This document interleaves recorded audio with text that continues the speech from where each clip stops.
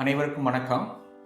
நம்ம இந்த அன்றாட வாழ்க்கையில தலைவலி, ஹெட்ஏக் உணர்ந்திருப்போம். இந்த தலைவலி எங்க இருந்து வருது, எதனால வருதுன்னு ரொம்ப சுருக்கமா பார்க்கலாம். நம்ம நினைச்சிட்டு இருப்போம் தலைவலி பிரெயின்ல இருந்தா வருதுன்னு நினைச்சிட்டு இருப்போம். ஆக்சுவலா பிரெயினுக்கு அந்த தொடு உணர்வே இருக்காது.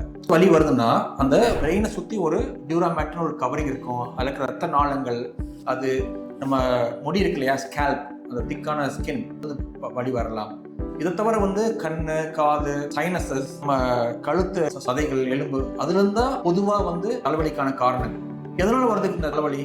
பொதுவா ஆஃபீஸ் ஹெட்டேக், டென்ஷன் ஹெட்டேக் அப்படின்னு சொல்லுவோம்.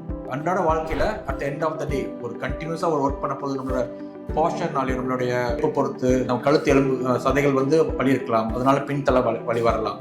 ரெண்டாவது ரொம்ப காமனஸ்ட் மைக்ரைன், ஒத்த தலைவலின்னு சொல்லுவோம். அதுக்கு சில கெமிக்கல் ரிலீஸ் பண்றதுனால இந்த ரத்த நாளங்கள் விரிவடையும். அதனால சிவியரா ஹெட்ஏக் வரும். சில பேருக்கு வாமிட்டிங் சென்சேஷன் கூட இருக்கும். சில பேருக்கு ஒரு நாள் 2 நாள் கூட அந்த ஹெட்ஏக் தொடர்ந்து இருக்கும். அவங்க லைட்டை பார்த்தா ரொம்ப கண்ணு கூச்சமா இருக்கும். இது மாதிரி அசோசியேட்டடா சில பல சிம்டம்ஸோட சேர்ந்து வரும். மற்ற சில காரணங்கள் கண்ணை பொறுத்த வரைக்கும் கண்ணால சில காரணங்கள் இருக்கு. அது டீட்டெயிலா இன்னொரு வீடியோல பார்க்கலாம். தவிர அடிக்கடி கோல்டு, சைனசைட்டிஸ்னால தலைவலிக்கலாம். ஓகே, பல்லு வலி, காது வலி இருந்ததுன்னா தலைவலிக்கலாம்.